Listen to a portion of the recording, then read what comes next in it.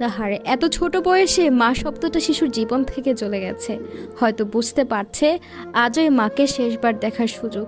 কতবার মায়ের সঙ্গে শেরপুরে নানা বাড়িতে ঘুরতে যাওয়া হয়েছে, সে নানা বাড়িতে মায়ের সঙ্গে আজই শেষ যাওয়া হবে শ্রেষ্ঠের। শেরপুরের নকলায় এই অভিনেত্রীদের গ্রামের বাড়িতে দাফন করা হয় সীমানাকে। তখন মায়ের জন্য হম করে কাঁদতে দেখা যায় শ্রেষ্ঠকে। চ্যানেলের প্রাঙ্গণে দুপুর 12টায় জানাজা হয়, সেখানে কথা হয় শিশু শ্রেষ্ঠের সঙ্গে। এ সময় শ্রেষ্ঠ বলেন, মা আমাকে হাজার হাজার ভালোবাসা দিত, আর মায়ের ইচ্ছা ছিল আমাকে ক্যাডেট কলেজে পড়াবে, কিন্তু মা তো এখন নেই, মা মারা গেছে, আমার ভালো লাগছে না কিছু। মায়ের মারা যাওয়াটা এখনও বুঝেনি শিশুটি। সে মনে করছে মা ফিরে আসবেন, আবার আদর করবেন, গান শোনাবেন, একসঙ্গে খেতে নিয়ে যাবেন, মায়ের সঙ্গে বাইরে খেতে যেত, যেভাবে আগে ঘুরতে যেত। শিশুটি আরও বলতে থাকে, আল্লাহ তুমি আমার মাকে সুস্থ করে দিও, তুমি আমার মাকে জান্নাতে নিয়ে যেও, আমার মায়ের জন্য সবাই দোয়া করবেন, আমার মা অসুস্থ, আমি মাকে অনেক ভালোবাসি। তখন পাশে কাঁদছিল সীমানার বাবা। মেয়ের মৃত্যুতে ভেঙে পড়েছেন তিনি, কথা বলতেই পারলেন না। পাশ থেকে সীমানার মা কাঁদতে কাঁদতে বললেন, আমার মেয়েকে তোমরা এনে দাও, আমার ভালো মেয়েটা চলে গেল, কোথা থেকে কি হয়ে গেল কিছুই বুঝলাম না। কত কিছু নিয়ে কত ইচ্ছা ছিল আমার মেয়ের, কিছুই করা হলো না। আমার মেয়ের জন্য সবার কাছে দোয়া চাই। এ সময় সীমানার সহকর্মীদের উদ্দেশ্যে এ অভিনেত্রীর ছোট ভাই ইজাজ বিন আলী বলেন, আমার বোন যদি তার কোনো সহকর্মী কারো কাছে কোনো ভুল করে থাকে আপনারা ক্ষমা করে দিবেন। জানাজা শেষে একপাশে দাঁড়িয়েছিল চ্যানেল আইয়ের ব্যবস্থাপনা পরিচালক ফরিদুল রেজা সাগর ও নির্মাতা সালাউদ্দিন লাবলু। সালাউদ্দিন লাবলু বলেন, এভাবে মৃত্যু মেনে নেওয়া সত্যি কঠিন। ওর শুরুটা হয়েছিল আমার হাত ধরে, আমার নাটকে অভিনয় করে প্রশংসিত হয়েছিল। শুরু থেকেই সে সম্ভাবনাময়ী অভিনেত্রী ছিল। কয়দিন আগে হঠাৎ ফোন দেয়, জানালো অভিনয় করতে চায়। সেদিনের কথা আমার এখনও মনে রয়েছে।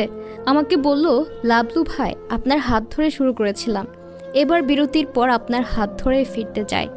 এর মধ্যেই শুনি মেয়েটি আর নেই, মেনে নিতে পারছি না। অভিনেত্রী সীমানা লাক্স চ্যানেলের সুপারস্টার প্রতিযোগিতার মাধ্যমে মিডিয়া পথ চলা শুরু করেন।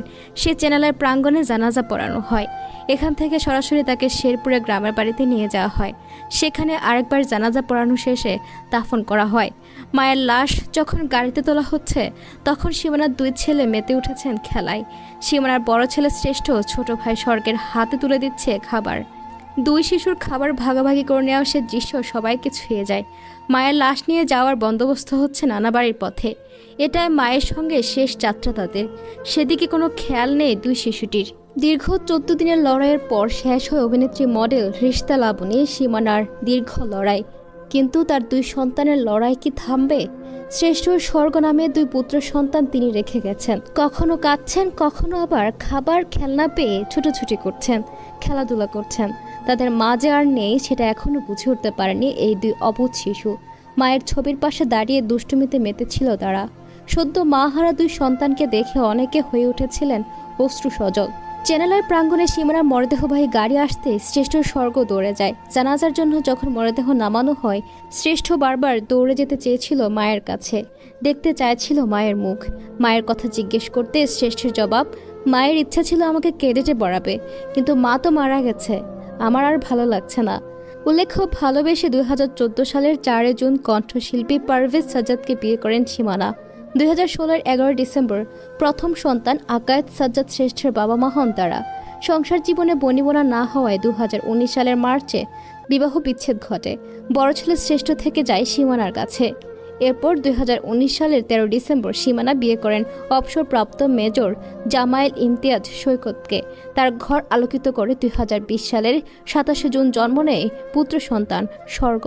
নিজ গ্রাম শেরপুরের নকলায় চিরনিদ্রায় শায়িত হলেন অভিনেত্রী রিশতা লাবণী সীমানা। 4 জুন সন্ধ্যায় 7:30টার দিকে পৌর শহরের কায়দা বাজারটি গোরস্থানে মাঠে জানাজা শেষে তাকে সমাহিত করা হয়। 4 জুন মঙ্গলবার ভোরে বঙ্গবন্ধু শেখ মুজিব মেডিকেল বিশ্ববিদ্যালয়ে চিকিৎসাধীন অবস্থায় মারা যান মডেল অভিনেত্রী সীমানা।